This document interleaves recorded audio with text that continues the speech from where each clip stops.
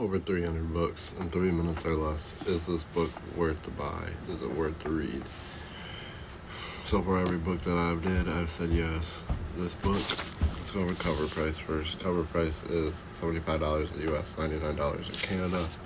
This is the New 52 Superman. This is written by Grant Morrison.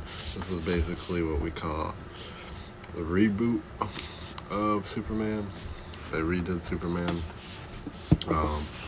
Obviously for the New 52, everybody got a little something new or some kind of a new origin story. This is Superman's new origin story. So here's the cover, here's the back. Let's pull it off. And you have this amazing artwork. So there's a lot of amazing artwork in here. But let's answer the big question for me. In my opinion, is this worth to buy? No, I don't think it's worth to buy. I think you could absolutely skip out on this Superman and go for, your original Superman. Is there some good stories in this? Yes.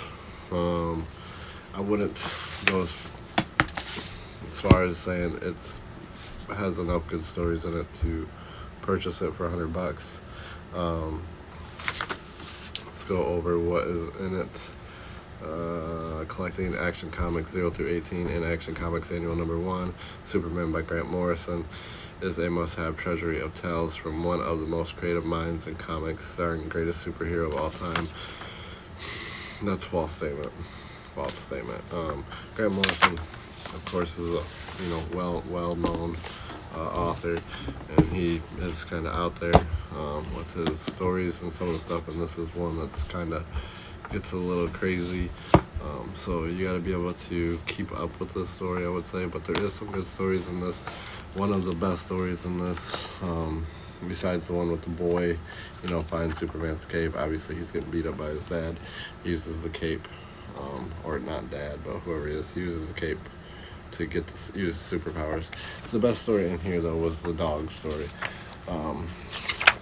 That was by far the best story in here. I don't think I'll be able to find it on time, but for the price of it and for everything else in here, is it worth it? It's just not worth the grab. I mean, if you can get it to read it, get it to read it if you want to know his little reboot story, but if not, I would say grab a different Superman book.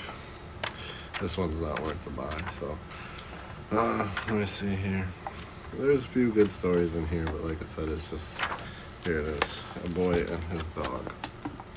That was probably the best story in here, so if you can get that, read that. Other than that, I would say pass on this one.